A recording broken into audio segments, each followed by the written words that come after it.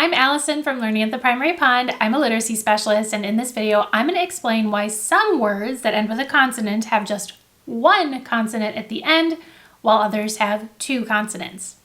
If you haven't subscribed to my channel yet, make sure to do that now, and then also hit the little bell so that you don't miss out on any of the brand new videos I post about teaching literacy in K2.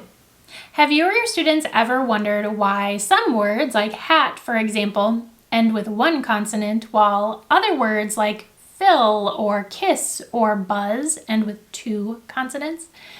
They all make short vowel sounds, right? There's short vowels in all of them, so what's the difference? Well, this falls under the double final consonant rule. And I am curious to know if you teach a lesson or a set of lessons explicitly on this rule. Let me know in the comments if you do that, or if it's something that you address kind of as it comes up in reading and writing. Okay, so here's the double final consonant rule. And I have a little poster here. I'll talk later about why this is labeled twin letters. So in a short vowel word where there's a short vowel sound and then there's another consonant sound at the end right after the short vowel, if the consonant sound at the end is s, l, z, or f, then that means that we have to double the letter to make it S, S, L, L, Z, Z, or F, F, instead of just using one single consonant, okay? This is sometimes called the floss rule. On my little poster here, I have another one that you can use. Silly zebras love fries, right? Silly zebras love fries. Just a reminder for you and the kids for which letters like fall under this pattern. So some examples of words that fall under the floss rule or the double final consonant rule are staff, stiff, whiff, like to take a whiff of something, off, cuff, puff, stuff. Those are all FF words, right? And you'll notice that there is a there's a short vowel sound right before the final double consonant. Okay, some double L words: bell, fell, tell, smell, spell, drill, fill, gill, still. I could go on, right? Doll, dull, ball, call, fall, etc. Okay, some double S words: bass, mass, pass, chess, press, kiss, floss, muss, all double S words at the end. And then double Z words are less common, like jazz, whiz, buzz, fuzz, fizz. That's not an exhaustive list. There are more, but that's just a list to get you started. And one thing that, I don't know if you noticed, but the A, when the short A comes before the LL, like in all, ball, mall, the sound of the A actually changes to the short O sound, ah. But we'll talk more on this later, okay? Now, that was a big list of examples that I gave you, but know that there are some exceptions, like his, was.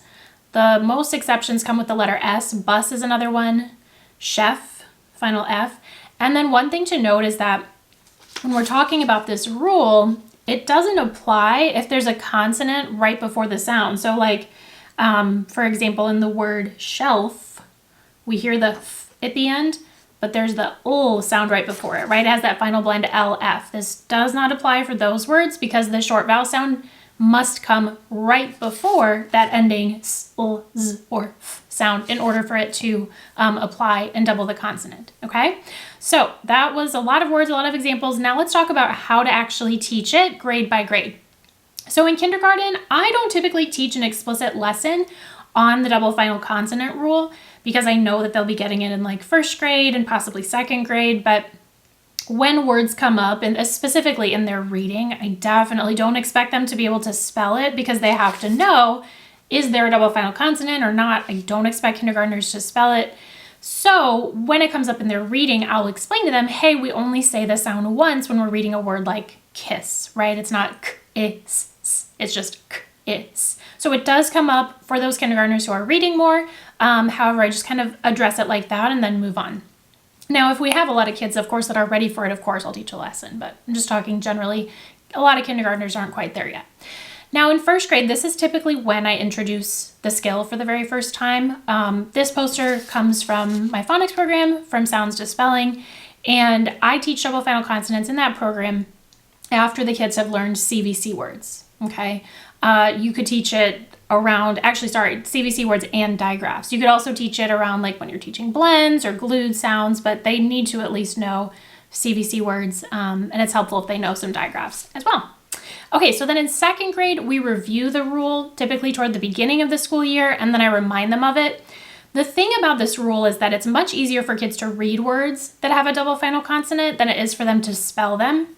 Because to spell them, they really have to remember, oh, is it, the s, l, z, or f sound, and then they have to know to spell it that way. So typically I'm looking for more mastery with spelling, like full mastery where they can do it in their writing, more around second grade, but some kids still take longer. So that's when I teach it. Now let's talk about how I teach it. So as you probably saw from this poster, sometimes I like to call double final consonants twin letters, just for like a fun thing when I introduce it to them.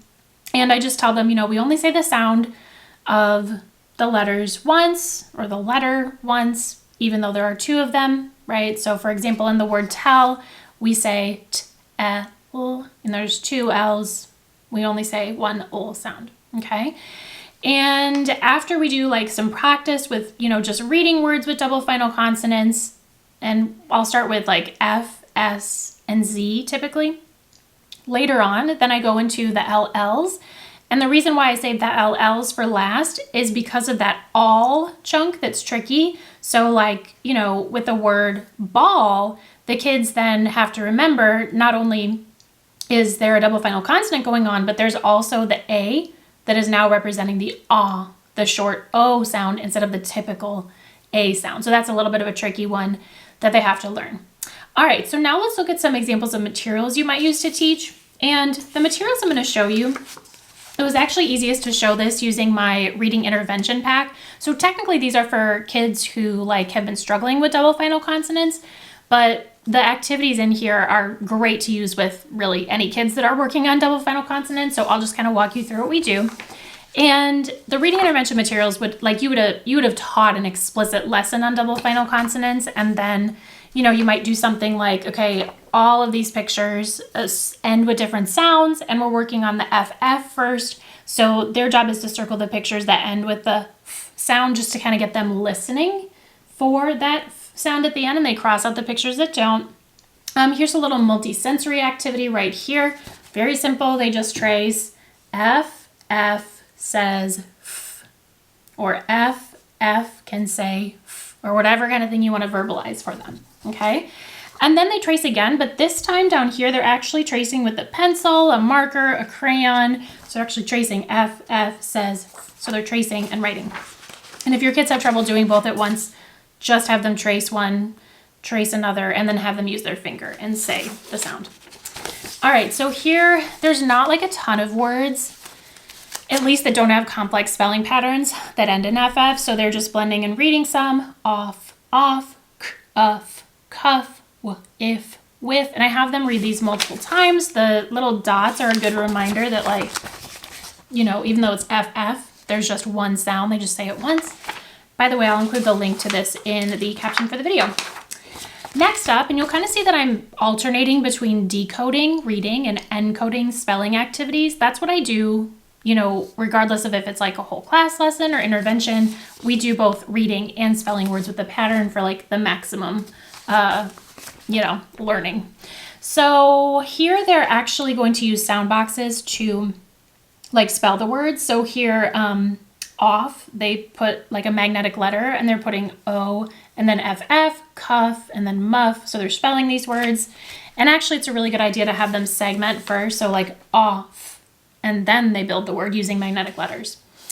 Then they are writing some of those FF words into sound boxes. And by the way, this wouldn't all be in one day. You might be able to do some of these activities, but the nice thing about the reading intervention binder is that there's no stopping point. You just go through the activities with the time that you have, and you stop whenever you need to, and you just pick up the next day. All right, next up, they are going to be reading some real and nonsense words with FF. The nonsense word reading is really helpful because some kids just they'll know the word off, and they remember the word puff because they saw it before. But when you throw in nonsense words like bath and teff. They haven't seen those words before, so they're forced to use their phonics knowledge and really apply that understanding of double final consonants in order to read them successfully. So that's why I like to include some nonsense words when we're practicing reading. They circle the real words or highlight them, and they choose to write sentences with them. Next up, they are, and you can kind of see like how the activities are becoming more challenging over time, and the kids are getting less support as time goes on. Now we're looking at some activities that have FF and some that do not, and so they're supposed to read all of them. This is a great opportunity to incorporate review words like with some digraphs and CVCs, and then they're supposed to circle the FF words. They're supposed to read some sentences with FF words. We're gradually moving from words to sentences to actual like texts that have lots of FF words in them. Okay, so they're reading the text, have them read it multiple times for sure. They're answering some questions, and then there's just like, there's a little assessment in here, and then there's some like different games and activities that they can play, that they can do to extend their learning. So again, I'll include the link for this reading intervention pack in the caption of this video, but that was for FF, and then of course you do it for Z, for S, and then also for the LL. And when we do LL, again, we talk about the all chunk with the A representing the short O sound, ah. All right, I hope that was helpful. Let me know if you have any questions. Of course, thanks so much for watching. Don't forget to hit the like button, subscribe, and I will see you in my next video.